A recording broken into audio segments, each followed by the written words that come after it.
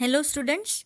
In my last video, we have studied about the pteridophytes, which were the first true vascular plants and the first plants which were going to be found on the land. Before that, the higher algae and bryophytes were going to be present in water or near water. So these pteridophytes were the land plants. Now coming to the next one is going to be the gymnosperms. The gymnosperms, these are going to be the seed producing plants. In the pteridophytes, there were no seeds. They were spores that were present in the sporophytes, which was giving rise to another gametophyte, which then developed into a new plant. In these gymnosperms, they are going to be producing the seeds, but these seeds will not be enclosed within a cover or a fruit. Like for example, if you are taking a mango, the mango is going to be belonging to the next group, that is the angiosperms. The seed is present within and the mango is going to be having the flesh up, the fruit cover up. So they are the angiosperms. But the gymnosperms word itself means, gymno means naked and sperma means seed. So they are the naked seeded plants, that is, they don't have the covering. The seeds are direct open, they are not going to be present within any cover. So those are going to be the gymnosperms. So let us study in detail about these naked seeded plants that are the gymnosperms. The gymnosperms, as I was telling you, gymnos means naked and sperma means seed, are the plants in which the ovules are not enclosed by the ovary wall. That is, the seeds are not going to be having any fruit on the top. The seeds are going to be directly exposed outside. And these are going to be remained exposed even before fertilization and after fertilization. Seeds that developed post fertilization are not going to be covered and they are naked. So hence they are called as the naked seeded plants also. Here we can see that this is going to be a normal angiosperm fruit seed. You can see that in middle this is going to be your seed and from outer side the covering is going to be there, that is fruit. This is a angiosperm ovule. But in the case of the gymnosperms, you don't have that covering outside. The seed is directly exposed outside. So that is going to be called as the gymnosperm. Now, here we can see that in the case of gymnosperms, they can be small sized trees or even tall trees and shrubs. So they can be of any size, they can be medium sized or tall or even small shrubs. In fact, the gymnosperms that are going to be there are going to be one of the tallest tree species on this earth. That is, the example is going to be a sequoia, that is the giant redwood tree. This you can see here in the figure. So this is going to be the sequoia, that is the giant redwood tree, which is going to be the tallest tree species on this earth. These some of the species of this gymnosperms are going to be growing very large and tall. We can see that the roots are going to be generally tap roots. What are tap roots? In general, you will be studying in the next lesson, that is morphology. But for now, you can see over here, tap roots are going to be those which are going to be having one primary root to which the plant is going to be attached, and then from this primary root smaller roots are going to be arising. These types of roots are going to be called as tap roots. The others are going to be fibrous roots, like you can see in the sugar cane, which are going to be arranging or which are going to be arising directly from the stem. In the gymnosperms, there is no fibrous roots, but instead there is going to be a tap roots are present. So roots in some genera are also having the fungal association in the form of mycorrhiza. Example in the Pinus. So mycorrhiza is going to be another organism. This is going to be remaining attached with the roots, and there is going to be a symbiotic association. It is a fungi and it is staying together with the tree.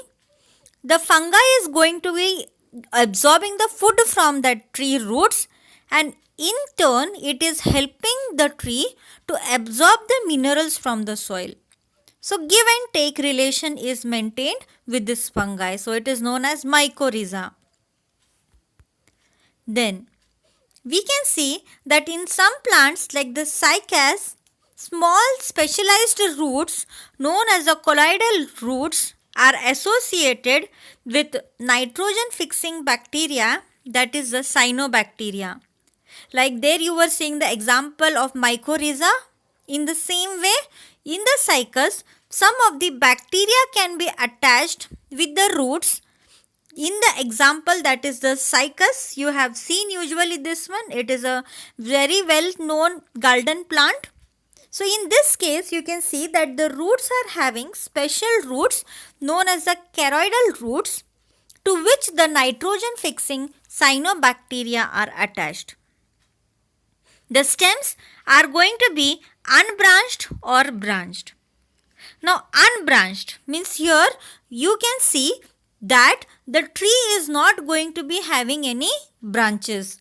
Directly it is coming. For example, you can see the cycas is going to be the example of the unbranched tree. So here directly the leaves are going to be coming in the case of the cycas, that is the unbranched tree, or it can be even branched like that of the Pinus and Cedrus. So here you can see the tree is going to be having many branches. The stem is going to be giving out many branches.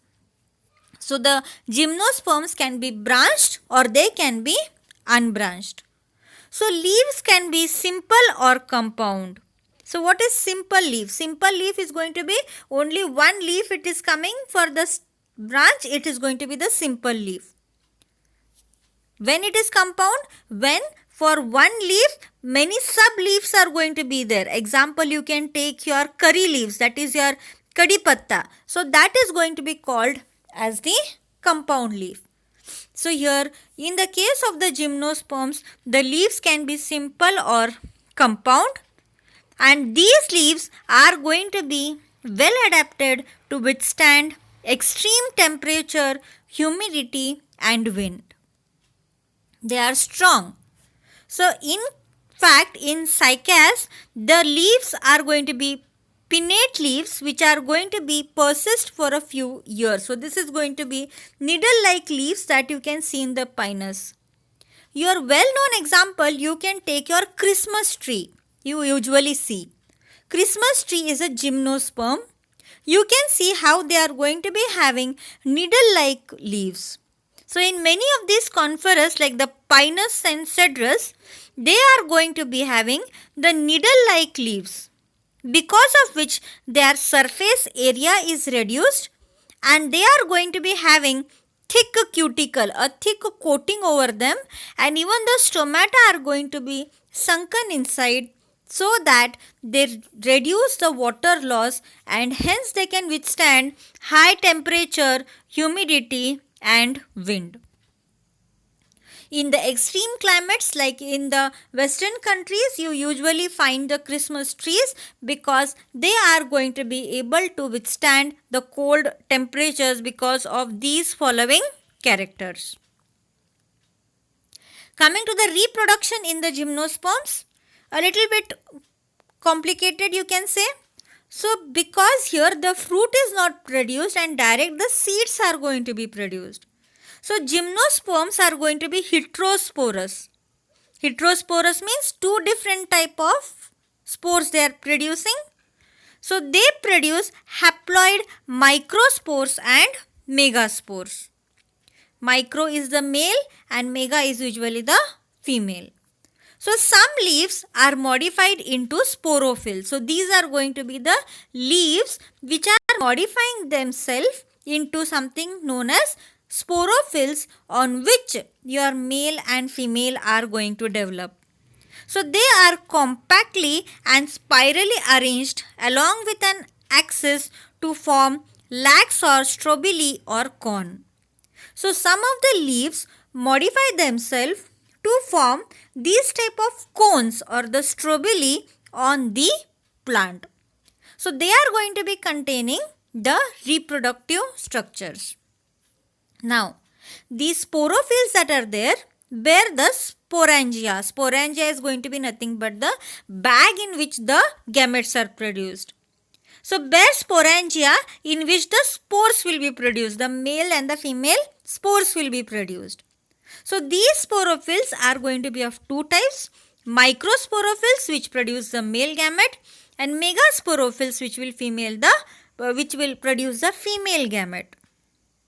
Now, microsporophylls, so they are arranged to male strobili, that is the microsporangiate.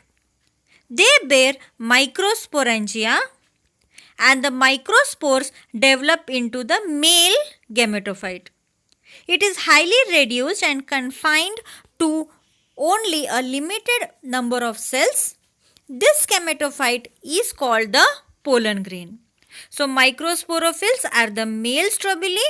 They are going to be having the microsporangia, within which the male gametes are present, and these male gametes are called as pollen grains now. So here you can see this is going to be the microsporophylls, in which you can see that the microsporangia are going to be present, within which the pollen grains are going to be present, which are the male gametes. Now, next is going to be the megasporophylls, the female. So the megasporophylls are arranged to female strobili, that is microsporogiate. Now they bear megasporangia, which are also called as ovules. Megasporangium mainly consists of a body called nucellus. It is protected by many envelopes. So here you can see this is going to be the megasporangium and this is going to be the nucellus, which is protected by many layers. But this is not going to be the fruit, it is the seed only, it is the layer of the nucellus. The megaspore mother cell is differentiated from a cell of the nucellus. Now, the megaspore mother cell undergoes meiosis to form 4 megaspores. So this what happens, whatever this megaspore is going to be there is undergoing cell division known as meiosis and divides itself into 4 megaspores. So one of the megaspore enclosed within the megasporangium develops into a multicellular female gametophyte that bears 2 or more archegonia. So from this 4, only one develops into the egg cell, that is going to be your ovule. The multicellular female gametophyte is also retained within the megasporangium. Now, the male and the female cones may be born on the same tree, like for example in the case of the pinus, or on different trees like example cycas. Unlike bryophytes and pteridophytes, in gymnosperms, the male and the female gametes do not have an independent free-living existence. They remain within the sporangia retained on the sporophytes. In the pteridophytes and the bryophytes, what was happening? The gametophyte was independent. It was growing on its own. But from here onwards, the gametophyte is not going to be independent. and it will remain attached to the sporophyte. So here let us see in brief how exactly the reproduction is taking place. So the pollen grains are released from the microsporangium, are carried in air currents and meet the opening of the ovule. So here what is happening? From the tree, whatever the pollen grains are produced by the microsporangium are carried by the air currents to the megasporangium, that is going to be your ovule. So here we can see that the pollen tube carrying the male gamete grows towards the archegonium in the ovule and discharges their contents near the mouth of the archegonia. So in this ovule, it is going to be having a pollen tube over here, you can see. So what this female is going to be doing, it is absorbing the male gamete. So that is the male, the pollen grain that is coming and sitting on the surface of the pollen tube. This is going to be getting inside, it is absorbing inside. The male gamete is taken within the ovule, and hence the fertilization is taking place. After fertilization, the zygote develops into an embryo and the ovule develops into the seed. So here we can see, in this manner we can see that without the formation of the fruit, directly the seed is going to be produced, which can develop into a new plant. So in this case we can see that this is going to be the gametophytic generation and this is the sporophytic generation. The gametophytic generation is going to be totally dependent on the sporophytic generation. The sporophytic generation is dominant, larger in the form of a tree, large tree. So that is going to be about the reproduction in the angiosperms. So this is about angiosperms, a short video on how exactly this gymnosperms are going to be there is been attached together with my video. I hope it will help you to know more about the gymnosperms. So that's all for today. In the next class, we will be starting with the next group, that is the angiosperms, the highly developed flowering plants which are going to be the major source of the humans. So that is the angiosperms. We will see in the next video, which will end your lesson, that is plant kingdom. For now, watch this video on angiosperms and try to understand it. It is common to find trees such as pinus, cedrus, and cycas growing in the cooler regions of India. All of them are gymnosperms. A group of plants in which the ovules are not enclosed by an ovary wall and remain exposed or naked before fertilization, as well as post-fertilization when they develop into seeds. These seeds germinate to give rise to new plants. If you take a look at the morphology of gymnosperms, you will notice that most of them have taproots. Moreover, in some genera, such as Pinus, the roots have a fungal association in the form of mycorrhiza, while in other genera, such as Cycas, small specialized roots called coralloid roots have an association with N2-fixing cyanobacteria. The stems of a gymnosperm can be branched or unbranched, and the leaves can be compound as in cycas or simple as in ginkgo. Moreover, these leaves are well adapted to withstand extreme climatic conditions as seen in balsam fir. Its needle-like leaves reduce the surface area, which in turn reduces loss of water due to transpiration. Even the thick cuticle and sunken stomata on the leaves reduce the rate of water loss. The reproductive structure of a gymnosperm is called a strobylus or a cone. And gymnosperms have both male and female strobili. Interestingly, the strobili may be born on the same tree as seen in Pinus, or on different trees as seen in Cycas. The male strobilus has spirally arranged leaf-like structures called microsporophylls, which bear microsporangia, a structure that produces haploid microspores. A few microspores develop into male gametes called pollen grains, and the rest degenerate. Another name for male strobili is microsporangia. The female strobilus is a cluster of megasporophylls which bears ovules containing the megasporangium or nucellus.